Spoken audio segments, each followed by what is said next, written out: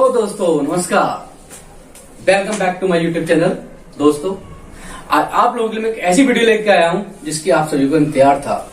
और आप देख रहे हैं कि फिलहाल 2 से 4 दिन के बीच में जो लगभग 22 तारीख से ये यूक्रेन और रूस की जो युद्ध चल रहा है, आज हम इसके बारे में चर्चा चलेंगे। आखिर युद्ध की जड़ क्या है, मुद्दा क्या है, इस युद्ध से कितना हम लोगों को लॉस हो रहा है, कितने हम प्रभावित हो रहे हैं, पूरा विश्व इसकी चपेट में आ रहा है और ये तीसरे विश्व युद्ध के हम पायदान पे खड़े हुए हैं। दोस्तों, इस युद्ध का जो शुरुआत थी वो 1917 से स्टार्ट हुई थी।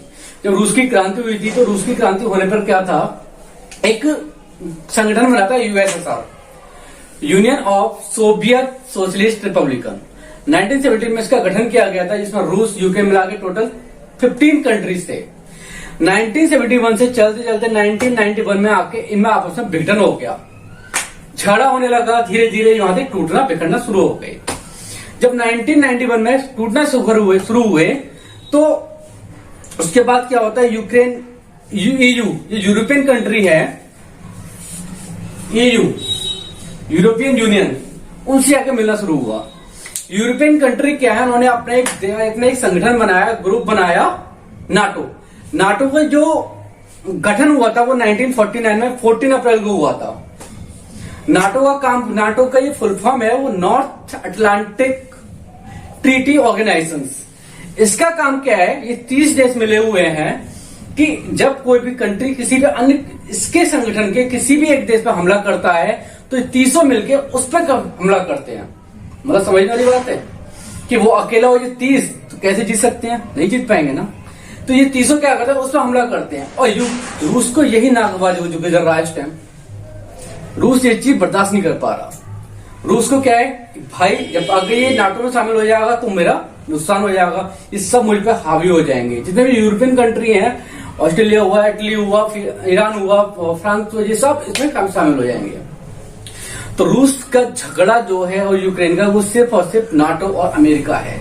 एक्चुअली इस झगड़े की सबसे बड़ी जड़ जो है वो अमेरिका है और नाटो है। नाटो ने इसके ऊपर हाथ रख रखा है यूक्रेन के ऊपर, और अमेरिका ने इसके ऊपर हाथ रख रखा है। दोस्तों, मैं आपको बताने जा रहा हूं कि 2014 में क्या था, एक संधि हुई थी यूक्रेन और रूस के बीच में। उस संधि में क्या था कि रूस की पाइपलाइन, गैस पाइपलाइन जाती है यूक्रेन से ऊपर। एक्चुअली गैस जो यूक्रेन जो है वो गैस का बहुत बड़ा उत्पादक है, वो सिलेंडर में गैस नहीं चलती, वो पाइपलाइन से गैस जाती है। तो पाइपलाइन जाती है तो उसके लिए वो $30 बिलियन पर ईयर रूस उसको देता है, अदा करता है यूक्रेन को। 30 बिलियन बहुत होता है। अब $30 बिलियन भी दे रहा है उसको वो, और ऊपर से उसका मतलब वो नाटो में भी जा रहा है उसके खिलाफ। तो भैया, जल में रह के मगर से बैर, ये तो चलेगा नहीं। आप उसी की रोटी खा रहे हो और उसी पे घुरा रहे हो, ये वो कैसे बर्दाश्त करेगा। वो शक्तिशाली देश है अपने आप में एक। तो यही चीज को नागवार गुजर रही है कि मैं अपने गैस लाइन पाइपलाइन वहां से लेके जा रहा हूं, मैं आपको $30 बिलियन हर साल दे रहा हूं, और आप नाटो में भी जा रहे हो, मेरे खिलाफ भी खड़े हो रहे हो। बस यही युद्ध का जड़ था। तो इसने क्या करा, रूस ने, देखो मैं आपको एक मैप के द्वारा बताने जा रहा हूं। ये यूक्रेन है पूरा हमारा, यूक्रेन, ये रशिया है, इधर का हिस्सा पूरा रशिया का है, ये पोलैंड का है आपका, जो रोमानिया है। 1991 में यूक्रेन यूएसएसआर से अलग हो गया, ठीक है। रशिया ने क्या करा कि लुहांस्क और डोनेट्स्क, दो इसके स्टेट हैं यूक्रेन के। एक लुहांस्क किसे बोलते हैं, लोहांग बोलते हैं पहले से हिंदी में, और एक दोनों इसके स्टेट थे यूक्रेन के। इसने क्या करा, रशिया ने इन दोनों के अलग कंट्री की मान्यता दे दी। 21 फरवरी 2022 को इनके पास प्रस्ताव पहुंचा कि ये एक अलग कंट्री की मान्यता दी जाए, तो उन्होंने क्या किया, इसको अलग कंट्री की मान्यता दे दी। विवाद यहीं से स्टार्ट हो गया। विवाद तो उनका 2014 से चल रहा था, लेकिन मान्यता देने के बाद विवाद और तेजी से बढ़ गया। आर्टिकल 7 यह कहता है कि जब कोई अदर कंट्री पर कोई भी दूसरा देश हमला करता है तो बाकी देश उसकी सुरक्षा में आ सकते हैं। तो आर्टिकल 7 का यहां पर फायदा इसने उठाया रूस ने क्या करा, लुहांस्क को और इसको अलग करने पर यहां से अपनी सेना खड़ी कर ली, यहां पे अपनी सेना खड़ी कर ली, दोनों ने अपनी सेना खड़ी कर ली। अच्छा, उससे पहले रूस ने क्या करा, 2014 में क्रीमिया पर कब्जा कर लिया। ये भी एक यूक्रेन का हिस्सा माना जाएगा, क्रीमिया, जो कि सी ऑफ एजप के पास का है। तो यहां से इसकी नौसेना आ गई, क्रीमिया पे इसने कब्जा कर रखा है पहले से, यहां से इसकी सेना आ गई। ये दोनों देश, इसने जो स्टेट थे इसकी, ये लुहानस्क थी, लुहानस्क की टोटल पॉपुलेशन 21 लाख है और दोनेत्स्क की टोटल पॉपुलेशन है 41 लाख। यहां सबसे ज्यादा रशियन लैंग्वेज के बोलने वाले हैं इन दोनों में, और पूरे यूक्रेन में 9% पॉपुलेशन जो रशियन बोलने वाली है वो यहां रखती है। तो भैया जो जिसकी पॉपुलेशन बोलने वाले हैं वो तो वही चाहेंगे कि हमारे कंट्री का व्यक्ति हो। तो रशिया ने क्या करा, इन पर कब्जा करने का, इनको अलग कराने का, यहां अपनी सेना खड़ी कर दी। उसके बाद ये बेलारूस में, यहां ऑलरेडी पहले से उसकी सेना खड़ी है रशिया की। ये इसकी राजधानी है कीव, यूक्रेन की। जब तक यूएसएसआर में शामिल था यूक्रेन, तब तक रशिया ने इसका बहुत डेवलपमेंट किया था, इसकी बहुत तरक्की की थी। यहां तक कि रशिया के सारे हथियार भी यहीं पर बनते थे,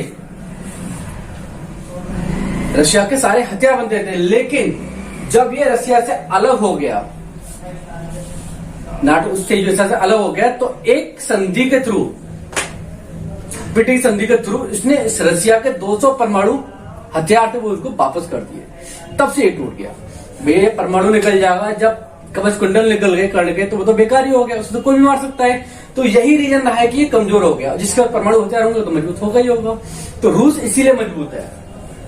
होता क्या है, 21 फरवरी को साइन कर दिया तो यहां से इन्होंने हमला करना शुरुआत कर दी। इनका मुख्य उद्देश्य यही था कि यूक्रेन जो गैस पाइपलाइन के पैसे ले रहा था, $30 बिलियन हर साल लेता है, वो तो देने को तैयार था, कोई दिक्कत नहीं। लेकिन उसके बाद वो नाटो में जा रहा है, जिसको बर्दाश्त नहीं हो रहा है। 2014 की बात थी, तभी पाकिस्तान रूस के पास गया कि भैया हमें भी भीख में $10,000 दे दो, हमें भी बहुत आवश्यकता है पैसे की, हमें भी पाइपलाइन बिछानी है। तो रूस ने उसको फटकार के भगा दिया, पाक क्या से हम तुझे पैसे देंगे। तो रूस ने उसको वहां से भगा दिया। पाकिस्तान पहुंचा फिर अमेरिका के पास। अमेरिका और रूस दोनों की बन गई है। अभी जब यूएनओ में वोटिंग की बात आई थी संधि पर, तो भारत ने किसी के फेवर में वोट नहीं किया, क्योंकि भारत ना रूस से बिगाड़ सकता ना यूक्रेन से बिगाड़ रहा है। लेकिन भारत रूस से तो बिल्कुल नहीं बिगाड़ेगा, क्योंकि रूस ने हमेशा भारत का साथ दिया है। 97 का युद्ध हो चाहे 1991 का युद्ध हो, जब कारगिल का युद्ध था 1971 का युद्ध, कारगिल का युद्ध था 1991 का, अटल बिहारी वाजपेयी की सरकार थी, तो अमेरिका ने परमाणु बम की धमकी दी थी भारत को। तो अटल बिहारी वाजपेयी ने ये कहा था, मैं आधा हिंदुस्तान हारने को तैयार हूं, लेकिन सुबह का सूरज नहीं देखने दूंगा पाकिस्तान को। तब अमेरिका पीछे हटा था, अमेरिका इस युद्ध से पीछे हटा था। तो अमेरिका ने कभी साथ नहीं दिया भारत का, लेकिन रशिया ने हमेशा साथ दिया है। जब परमाणु परीक्षण किया गया था तो सारे देश भारत के खिलाफ थे, तब भी रूस ने भारत का साथ दिया था। आर्टिकल 370 में भारत का साथ दिया है।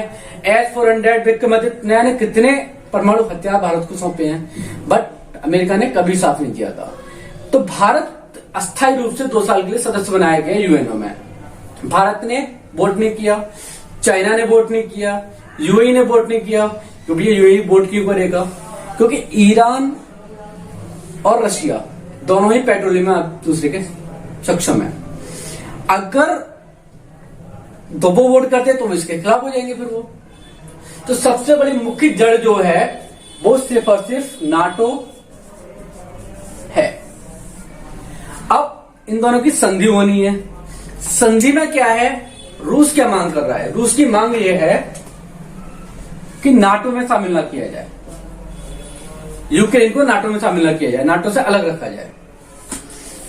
दूसरा संधि यह है कि नाटो की सेना इसकी राजधानी कीव के आसपास आ गई है, उसको वहां से हटाया जाए। रूस ये मांग कर रहा है कि नाटो की सेना कीव के आसपास आ गई है, उसको वहां से हटाया जाए। तीसरी संधि, तीसरी उसकी मांग है वो ये है कि अमेरिका जो अपनी सेना यूरोपीय, अपने हथियारों को यूरोपीय देशों में ले आ रहा है, यूरोपीय जगह ले आ रहा है, इकट्ठे कर रहा है, वहां से उनको भी हटाया जाए। ये इसकी मांग है। तो दोस्तों मेरा मानना तो ये है, जबकि देखो यूक्रेन की जो राष्ट्रपति है वो यहूदी है और इजराइल वो भी यहूदियों का देश है, उसके बावजूद वो उनका साथ नहीं दे रहा। कोई भी अपने धर्म को लेकर नहीं, सिर्फ अपने देश को मारते हैं। तो मेरा मानना तो यही है कि देश सबसे ऊपर होता है और देश से ऊपर कुछ नहीं है। तो यही इसकी छोटी सी कहानी है बस। और सबसे बड़ा मुख्य झगड़े की जड़ सिर्फ और सिर्फ नाटो है। बाकी इनके बीच में कोई झगड़ा नहीं था, सब कुछ बेटर चल रहा था, अच्छा खासा। लेकिन जब से यूक्रेन नाटो में शामिल होने के लिए गया है तभी से ये विवाद होता गया है और रशिया इसको चारों तरफ से घेरता जा रहा। रशिया की अगली प्लानिंग इधर से है, यहां से इसने घेर लिया सी ऑफ एजाब से, इधर का क्षेत्र घेर लेगा। ये इसने कब्जा पहले कर लिया था क्रीमिया पर, यहां इसने अपने दोनों स्टेट जो थी इनको एक कंट्री बना दिया, तो उसके कब्जे में वैसे ही आ गए। इधर बेलारूस में पहले से बैठा है, वो चारों तरफ से घेर लेगा तो यूक्रेन कुछ नहीं कर पाएगा। और अन्य देश जितने भी सपोर्ट कर रहे हैं उसको फाइनेंशियल सपोर्ट करते हैं, लेकिन उसको उतनी सपोर्ट नहीं कर सकते जितने वो खुद कर सकता है। मैं आपको बता दूं, कोई भी व्यक्ति, कोई भी देश जब तक खुद सक्षम नहीं होगा तब तक वो आगे नहीं बढ़ सकता और सामना नहीं कर सकता।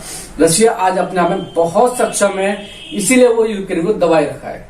दोस्तों यूक्रेन वर्सेस रशिया जो हमारा युद्ध चल रहा है, इसमें यूएन ने क्या करा है, रशिया के ऊपर एक स्विफ्ट लगा दिया है, स्विफ्ट प्रतिबंध। स्विफ्ट प्रतिबंध क्या होता है उसका मैं आपको बताने जा रहा हूं। एक्चुअली जैसे हम अपने इंटर डिस्ट्रिक्ट या इंटर कंट्री में एक देश के अंदर ही अंदर हमें अपना पैसा ट्रांसफर करना है तो हमें आईएफएससी कोड चाहिए होता है,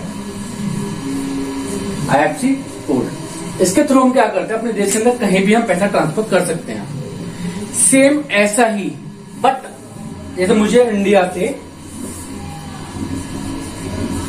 अमेरिका ट्रांसफर करना है तो उसके लिए मुझे आईएफएससी कोड नहीं चाहिए, ये मेरा वैलिड नहीं होगा। उसके लिए मुझे चाहिए स्विफ्ट कोड।